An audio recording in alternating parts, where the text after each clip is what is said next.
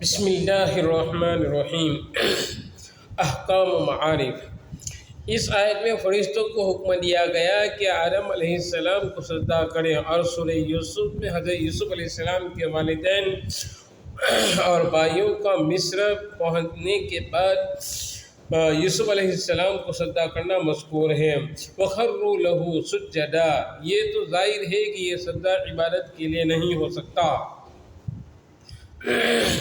کیونکہ غیر اللہ کی عبادت شرک و کفر ہے، جس میں یہ احتمال ہی نہیں کہ کسی وقت کسی شریعت میں جائز ہو سکے۔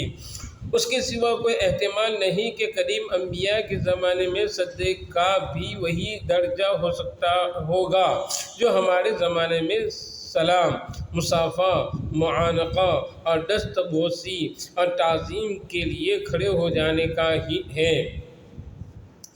امام دساس رحمۃ اللہ علیہ احکام القرآن میں یہی فرماتے ہیں کہ انبیاء سابقین کی شریعت میں بڑوں کی تعظیم اور تحیہ کے لیے سجدہ مباح تھا۔ شریعت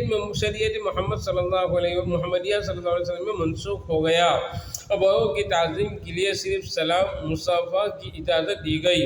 رکوع، سجدہ اور ہیئت نماز، ہاتھ باندھ کر کھڑے ہونے کو ناجائز قرار دیا گیا ہے۔ توضیح اس کی یہ ہے کہ اصل کفر و شرک اور غیر اللہ کی عبادت تو اصول ایمان کے خلاف ہے، وہ کبھی کسی شریعت میں جائز نہیں ہو سکتے۔ لیکن کچھ افعال و اعمال ایسے ہیں جو اپنی ذات میں شرک و کفر نہیں، مگر لوگوں کی جہالت اور غفلت سے وہ اعمال ذریعہ شرک و کفر کا بن سکتے ہیں۔ ایسے افعال کو انبیاء سابقین کے شریعتوں میں مطلقاً منع نہیں کیا گیا، بلکہ ان کے ذریعے شرک بنانے سے روکا گیا، جیسے جانداروں کی تصویر بنانا، استعمال کرنا اپنی ذات میں کفر و شرک نہیں، اس لیے پچھلی شریعتوں میں جائز تھا۔ حضرت سلیمان علیہ السلام کے قصے میں مذکور ہے، یعملون لہ محارب وتماثیل، یعنی جنات ان کے لیے بڑی محراب ہیں اور تصویریں بنایا کرتے تھے۔ اسی طرح سجدہ تعظیمی پچھلی شریعتوں میں جائز تھا، لیکن آخرکار لوگوں کی جہالت سے یہی چیزیں شرک و بدعت، بت پرستی کا ذریعہ بن گئیں، اور اسی راہ میں انبیاء علیہ السلام کے دین شریعت میں تحریف ہو گئی، اور پھر دوسرے انبیاء اور دوسری شریعتوں نے آ کر اس کو مٹایا۔ شریعت محمدیہ صلی اللہ علیہ وسلم چونکہ دائمی اور ابدی شریعت ہے، رسول اکرم صلی اللہ علیہ وسلم پر نبوت رسالت ختم اور آپ صلی اللہ علیہ وسلم کی شریعت آخری شریعت ہے، اس لیے اس کو مشق و تحریف سے بچانے کے لیے ہر ایسے سوراخ کو بند کر دیا گیا جہاں سے شرک و بدعت پرستی، بت پرستی آ سکتی تھی۔ اسی سلسلے میں وہ تمام چیزیں اس شریعت میں حرام قرار دی گئیں جو کسی زمانے میں شرک و بت پرستی کا ذریعہ بنی تھی۔ تصویر سازی اور اس کے استعمال کو اس وجہ سے حرام کیا گیا ہے کہ سجدہ تعظیمی اس وجہ سے حرام ہوا ہے کہ ایسے اوقات میں نماز پڑھنے کو حرام کر دیا گیا جن میں مشرکین اور کفار اپنے معبودوں کی عبادت کیا کرتے تھے۔ یہ ظاہری مطابقت کسی وقت شرک کا ذریعہ نہ بن جائیں۔ صحیح مسلم کے حدیث میں ہے کہ رسول اکرم صلی اللہ علیہ وسلم نے آقاؤں کو یہ حکم دیا کہ اپنے غلام کو عبد یعنی اپنا بندہ کہہ کر نہ پکاریں، اور غلاموں کو یہ حکم دیا گیا کہ وہ آقاؤں کو اپنا رب نہ کہیں، حالانکہ لفظی معنی کے اعتبار سے بندہ کے معنی غلام کے اور رب کے معنی پالنے والے اور تربیت کرنے والے کے ہیں۔ ایسے الفاظ کا استعمال ممنوع نہ ہونا چاہیے تھا، مگر محض اس لیے یہ الفاظ مہم شریک ہیں، کسی وقت جہالت سے یہی الفاظ آقاؤں کی پرستش کا دروازہ نہ کھول دیں اور ان الفاظ کے استعمال کو روک دیا گیا۔ خلاصہ یہ ہے کہ آدم علیہ السلام کو فرشتوں کا سجدہ اور یوسف علیہ السلام کو ان کے والدین اور بھائیوں کا سجدہ جو قرآن میں مذکور ہے، یہ سجدہ تعظیمی تھا جو ان کی شریعت میں سلام، مصافحہ اور دست بوسی کا درجہ رکھتا تھا، اور جائز تھا۔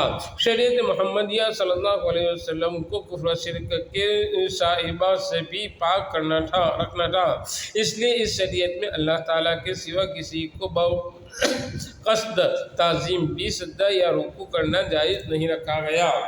بعض علماء نے فرمایا کہ نماز جو اصل عبادت ہے اس میں 4 طرح کے افعال ہیں: کھڑا ہونا، بیٹھنا، رکوع و سجدہ۔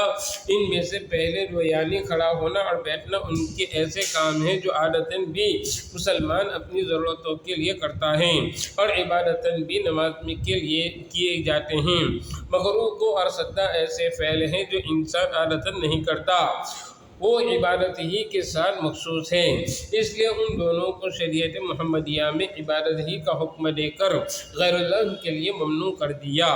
اب یہاں ایک سوال باقی رہ جاتا ہے کہ سجدہ تعظیمی کا جو جواز تو قرآن کی مذکورہ آیات سے ثابت ہے، شریعت محمدیہ صلی اللہ علیہ وسلم میں اس کا منسوخ ہونا کس دلیل سے ثابت ہے؟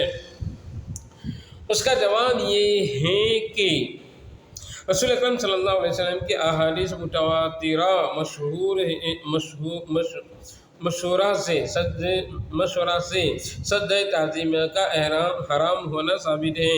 رسول اکرم صلی اللہ علیہ وسلم نے فرمایا، اگر میں غیر اللہ کے لیے سجدہ تعظیمی کو جائز قرار دیتا تو بیوی کو حکم دیتا کہ شوہر کو سجدہ کیا جائے، مگر اس شریعت میں سجدہ تعظیم مطلقاً حرام ہے، اس لیے کسی کو کسی کے لیے جائز نہیں۔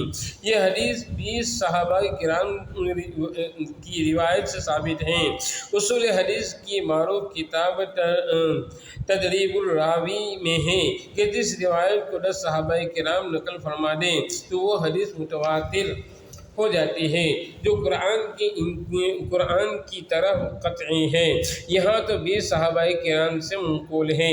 یہ 20 صحابہ کی روایتیں حاشیۂ بیان قرآن میں حضرت حکیم الامت تھانوی رحمۃ اللہ علیہ نے جمع فرما دی ہیں، ضرورت ہو تو وہاں دیکھا جا سکتا ہے۔ مسئلہ: ابلیس کا کفر محض عملی نافرمانی کا نتیجہ نہیں، کیونکہ کسی فرض کو عملاً ترک کر دینا اصول شریعت میں فسق و گناہ ہے، کفر نہیں۔ ابلیس کے کفر کا اصلی سبب حکم ربانی سے معارضہ اور مقابلہ کرنا ہے کہ آپ نے جس کو سجدہ کرنے کا مجھے حکم دیا ہے وہ اس قابل نہیں کہ میں اس کو سجدہ کروں، یہ معارضہ بلا شبہ کفر ہے۔ مسئلہ: یہ بات قابل غور ہے کہ ابلیس علم معرفت میں یہ مقام رکھتا تھا کہ اس کو طاغوت اور ملائکہ کا کہا جاتا تھا، پھر اس سے یہ حرکت کیسے صادر ہوئی؟ بعض علماء نے فرمایا کہ اس کے تکبر کے سبب اللہ تعالیٰ نے اس سے اپنی دی ہوئی معرفت اور علم و فہم کی دولت اس سے سلب کر لی، اس لیے ایسی جہالت کا کام کر بیٹھا۔ بعض نے فرمایا کہ حب جاہ و حب خود پسندی نے حقیقت شناسی کے باوجود اس بلا میں مبتلا کر دیا۔ تفسیر روح المعانی میں اس جگہ ایک شعر نقل کیا ہے، جس کا حاصل یہ ہے کہ بعض اوقات کسی گناہ کے وبال سے تائید حق انسان کا ساتھ چھوڑ دیتی ہے تو اس کی ہر کوشش اور عمل اس کو گمراہ کی طرف ڈھکیل دیتا ہے۔ وہ شعر ہے: اذا لم يكن عون من اللہ للفتى فأول یجنی علیہ اجتہادہ۔ روح المعانی میں اس سے یہ بھی ثابت کیا گیا کہ انسان کا ایمان وہی معتبر ہے جو آخر عمر اور اول منزل آخرت تک ساتھ رہے۔ موجودہ ایمان و عمل اور علم و معرفت پر گرہ نہ ہونا چاہیے۔